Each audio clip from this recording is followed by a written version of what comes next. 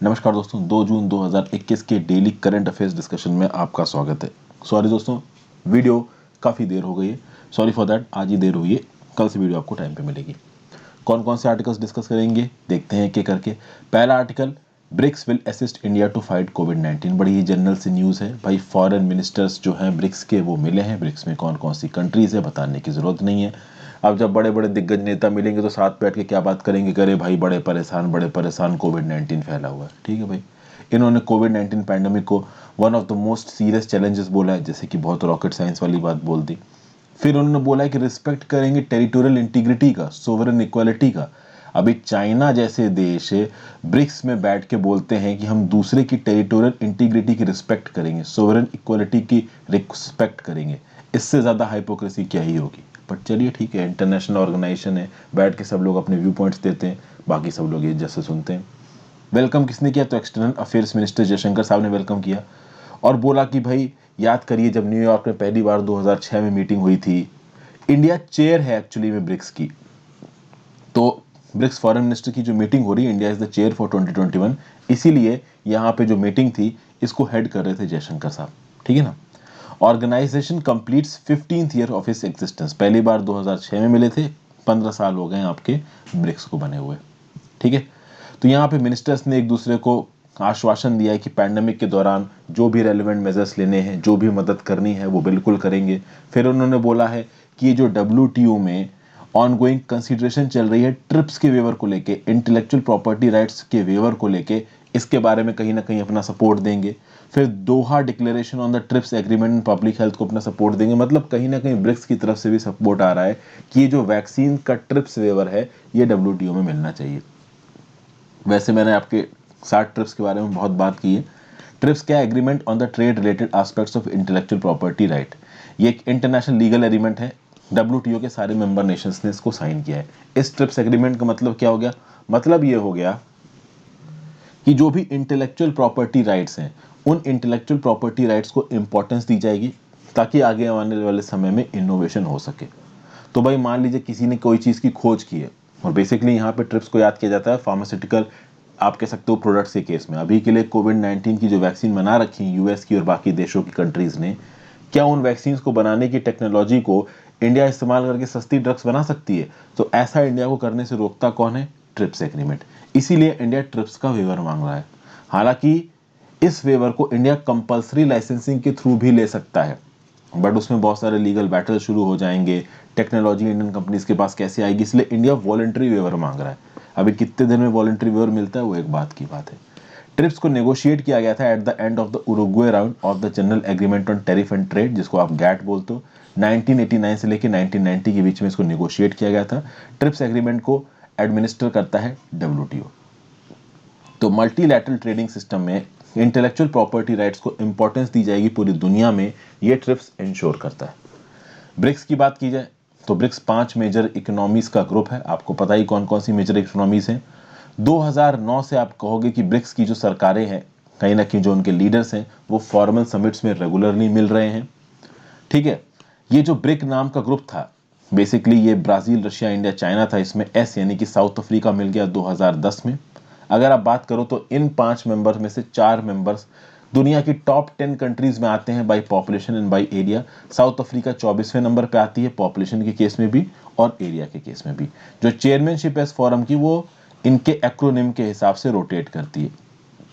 तो सबसे पहले चेयरमैन बनेगा ब्राजील, फिर रशिया, फिर इंडिया, अगले में बनेगा चाइना और फिर बनेगा साउथ अफ्रीका।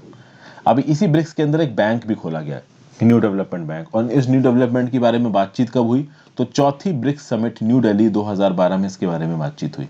और ये बोला गया कि एक न्यू डेवलपमेंट बैंक बनाएंगे जिससे रिसोर्सेज को मोबिलाइज किया जाएगा for infrastructure and sustainable development projects in BRICS and emerging economies. ठीक है भाई। जनरल स्टडीज पेपर 2 में bilateral, regional and global groupings and agreements involving India and or affecting interest में आपको ये चीज काम आएगी। तो आगे बढ़ने से पहले वीडियो पे लाइक का बटन, इस वीडियो को शेयर कर दीजिए, चैनल को शेयर और सब्सक्राइब कर दीजिए। इस पर्टिकुलर PPT के PDF के लिए टेलीग्राम ग्रुप ज्वाइन कर लीजिए। मेरे लेक्चर्स के नोटिफिकेशन के लिए टेलीग्राम ग्रुप ज्वाइन करिए। अच्छा दोस्तों देखिए, डेली द हिंदू एडिटोरियल के नोट्स आपको मैं वेबसाइट पे अवेलेबल करवा रहा हूँ। करंट अफेयर्स की जो डेली वाले नोट्स हैं वो अभी उतने होलिस्टिकली नहीं आ रहे, चूंकि उसके लिए मैं प्लान डिवाइस कर रहा हूँ। अभी के लिए मैंने थोड़े से प्लान में चेंजेस किए हैं। मैं एडिटोरियल का एक आर्टिकल आपको प्रोवाइड करूंगा और एक करंट अफेयर्स का आर्टिकल्स प्रोवाइड करूंगा। ऑब्वियसली बात है, एडिटोरियल का आर्टिकल एक जगह पे कंपाइल्ड होगा। अगर 4 एडिटोरियल्स हैं तो चारों वहां पे इंक्लूड करूंगा। वो अलग बात है कि उन 4 अलग अलग के लिए अलग अलग लिंक्स होंगे, लेकिन आप एक जगह पे इनको पढ़ सकते हो। सिमिलरली डेली की जो करंट अफेयर्स की न्यूज़ होंगी 10, 12, 15 जो भी इंपॉर्टेंट आती है वो मैं बनाऊंगा। होलिस्टिकली आर्टिकल्स प्रिपेयर किए जाएंगे। 10-12 आर्टिकल्स होंगे, लेकिन उनको एक ही जगह पे मैं कंपाइल करके आपको दिखाऊंगा। आप अलग लिंक क्लिक करके अलग से भी उनको पढ़ सकते हैं। तो अभी के लिए मैं क्विज विज कुछ नहीं बना रहा हूँ, बस यही 2 चीज़ें आपको अवेलेबल करवाऊंगा। करंट अफेयर्स आज ऑब्वियसली बात है अपलोड नहीं हुए, क्योंकि करंट अफेयर्स के लेआउट के ऊपर मैं अभी बात कर रहा हूँ। जल्दी इसके ऊपर मैं एक अलग से वीडियो बना के भी आपको बता दूंगा। द हिंदू एडिटोरियल का जो जिस्ट है वो आपको मिल रहा है। अभी भी मैंने टेलीग्राम ग्रुप में उसका लिंक अपडेट किया था। कल से उसमें भी कुछ चेंजेस होंगे, उसमें भी कुछ मैं वैल्यू एडिशंस करूंगा रेगुलरली। तो वेबसाइट अभी थोड़ी डेवलपमेंट की फेस में, थोड़ा सा पेशेंस रखिए।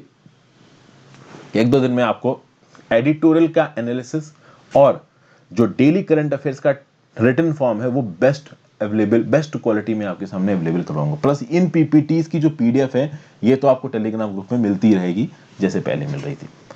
ज्वाइन बटन दबा दीजिए अगर अच्छा लगे तो। नेक्स्ट बात करते हैं आरडीएसओ की, research design and standard organisation. जो लोग लखनऊ में रहते हैं उन्होंने आरडीएसओ का नाम अक्सर कर सुना होगा, खासकर एलडीए साइड जो लोग रहते हैं, ठीक है। बहुत सारे मेरे व्यूअर्स वहां के भी हैं तो वो जानते होंगे। तो RDSO research design and standard organisation of Indian railways, ये ऐसा पहला इंस्टीट्यूशन बना है देश में जिसको डिक्लेयर किया गया standard developing organisation under one India one standard mission. तो one India one standard mission के अंदर पहला स्टैंडर्ड डेवलपिंग ऑर्गेनाइजेशन बना है RDSO of Indian Railways. Full form है research design and standard organisation. ये जो one nation one standard mission है ये कौन चला रहा है? ये चला रहा है ब्यूरो ऑफ इंडियन स्टैंडर्ड्स।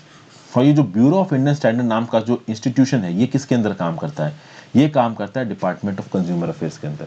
तो डिपार्टमेंट ऑफ कंज्यूमर अफेयर्स के अंदर एक इंस्टीट्यूट है बीआईएस। बीआईएस ने एक मिशन चलाया वन नेशन वन स्टैंडर्ड। इस मिशन के अंदर स्टैंडर्ड डेवलपिंग ऑर्गेनाइजेशन वाला खिताब पाने के लिए इंडियन रेलवेज के आरडीएसओ ने अपने काम करने के तरीके में चेंजेस किए और ये खिताब पाया। तो 2 ऑर्गेनाइजेशंस गवर्नमेंट ऑफ इंडिया के आपस में कोऑर्डिनेट करके बेस्ट स्टैंडर्ड डेवलपमेंट प्रैक्टिसेस को यहाँ पे अडॉप्ट कर रहे हैं। ये प्रैक्टिसेस वर्ल्ड क्लास स्टैंडर्ड्स की हैं।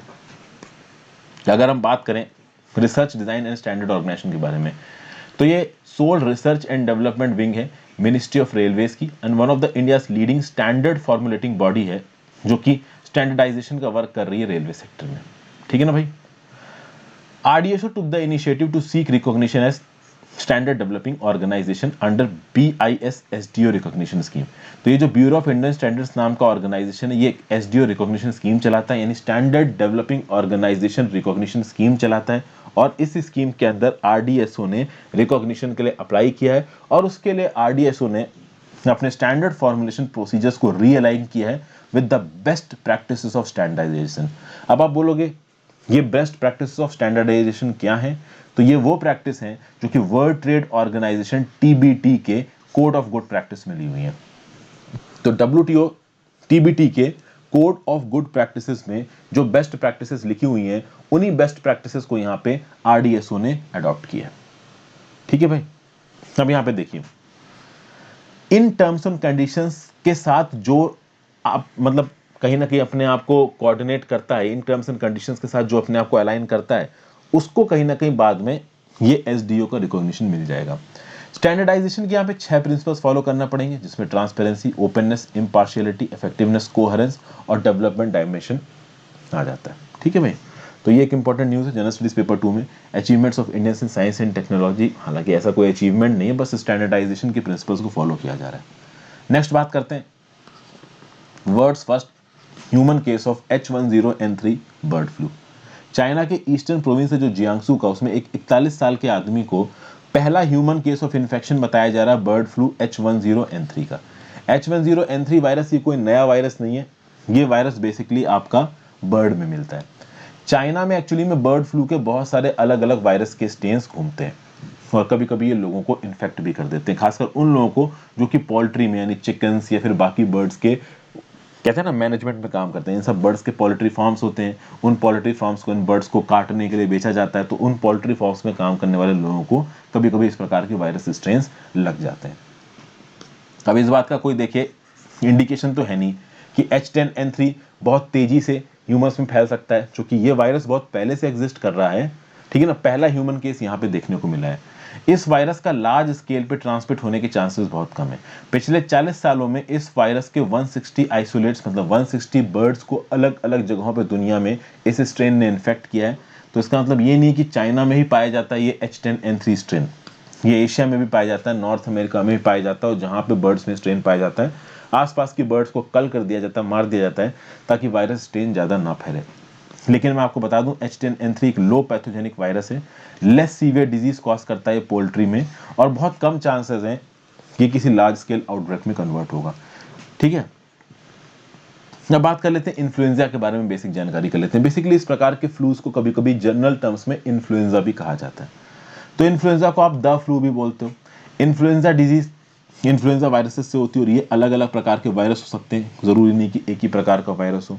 सिम्टम क्या होगा? सीवियर फीवर, आप कह सकते हो runny nose, sore throat, head एक, कफिंग, मसल पेन, फैटीग, और कहीं ना कहीं आपका ये इस H10N3 वायरस में भी आपको मिल जाएगा। अगर ये H10N3 वायरस आपको इन्फेक्ट करता है तो सिम्टम्स 1 से 4 दिन इन्फेक्शन के बाद आपको आएंगे, और 2 से 8 दिन तक आपको प्रॉब्लम रह सकती है। फिर आपका इम्यूनिटी सिस्टम इस पर्टिकुलर वायरस को हरा देगा।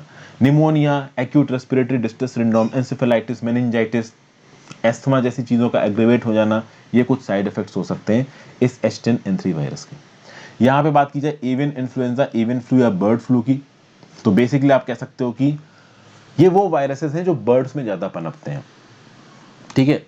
ये H10N3 भी कुछ उसी प्रकार का वायरस है। Swine flu, horse flu, dog flu, human flu, ये कुछ इस प्रकार के ही वायरस होते हैं, ठीक है। वैसे तो अगर इन्फ्लुएंजा वायरस की बात की जाए तो इन्फ्लुएंजा वायरस का जो कैटेगराइजेशन है वो influenza virus A, type B, type सी, बहुत सारे अलग अलग प्रकार के होते हैं। लेकिन जो इन्फ्लुएंजा ए वायरस होता है, this is actually a zoonotic infection which entirely affects birds. यानी जो ए कैटेगरी वाला इन्फ्लुएंजा वायरस होता है वो सिर्फ बर्ड्स को ही इन्फेक्ट करता है, बर्ड्स में ही पाया जाता है। तो ये जो H10N3 वायरस है, basically this is influenza virus type A, ठीक है ना। तो मतलब वो वायरसेस जो बर्ड्स को इन्फेक्ट करते हैं वो इन्फ्लुएंजा टाइप ए वायरसेस में आते हैं, याद रखिएगा। जनरल स्टडीज पेपर 2 में इश्यूज रिलेटेड टू हेल्थ में पर्टिकुलर न्यूज आपको काम आएगी। फिर एक प्रोजेक्ट यहां निकल के आया, वज्र कवच, ठीक है भाई। इस वज्र कवच को डेवलप किया है Mumbai based startup Indra water ने। क्या है ये वज्र कवच? एक डिसइंफेक्शन सिस्टम है। हमारे यहाँ पे जो हेल्थ वर्कर्स हैं वो पीपीई यानी पर्सनल प्रोटेक्टिव इक्विपमेंट किट का इस्तेमाल करते हैं, N95 मास्क का इस्तेमाल करते हैं, और बाद में इनको डिस्पोज कर दिया जाता है। लेकिन जितनी ज़्यादा पीपीई किट और जितने ज़्यादा मास्क, जितने ज़्यादा ग्लव्स आप डिस्पोज करोगे, उतना ही ज़्यादा बायो वेस्ट यहाँ पे प्रोड्यूस होता है। तो बायो वेस्ट कम प्रोड्यूस हो, इसके लिए एक डिसइंफेक्शन सिस्टम बनाया है इंदिरा वाटर नाम की कंपनी ने, वज्र कवच नाम का। इस वज्र कवच में अगर आप अपने पीपीई इक्विपमेंट और N95 मास्क को रीप्रोसेस कर देते हो तो उसमें जितने भी कोरोना के पार्टिकल्स होंगे वो सब मर जाएंगे, और ये जो हेल्थ वर्कर्स हैं वो फिर से इन्हीं PPE equipment, N95 mask, coat, gloves और गाउन का इस्तेमाल कर सकते हैं। मतलब reuse of personal protective equipment and other materials used by health workers को डिसइंफेक्ट किया जा सकता है इस वज्र कवच के थ्रू। ये वज्र कवच केवल हमारे हेल्थ स्टाफ को ही नहीं बचाता, ये हमारे एनवायरनमेंट को ही बचाता है, क्योंकि यही ग्लव्स, यही कोट्स, यही आपका N95 मास्क, यही personal protective equipments bio waste बन जाते, खासकर बायोमेडिकल वेस्ट बन जाते हैं। और बायोमेडिकल वेस्ट इसलिए भी खतरनाक होता है क्योंकि हो सकता है इसमें कोरोना वायरस हो सकता है इसमें किसी और वायरस का इन्फेक्शन हो, लेकिन वो सारे इन्फेक्शंस इस वज्र कवच से गायब हो जाएंगे। तो ऑब्वियस सी बात, अगर आप यहाँ पे रीयूज करते हो पीपीई किट्स को, मास्क को, तो इनके दाम भी, मतलब इसके ऊपर जो पैसा खत्म करना पड़ेगा लोगों को, वो भी कम होगा। तो पैसे की भी बचत है, तो अफोर्डेबिलिटी, एक्सेसिबिलिटी, अवेलेबिलिटी सब कुछ बढ़ेगी। इस वज्र कवच को इंद्र वाटर के द्वारा बनाया गया है अंडर निधि प्रयास प्रोग्राम। इस निधि प्रयास प्रोग्राम को department of science and technology ने चलाया था। निधि प्रयास प्रोग्राम को फुल फॉर्म क्या है?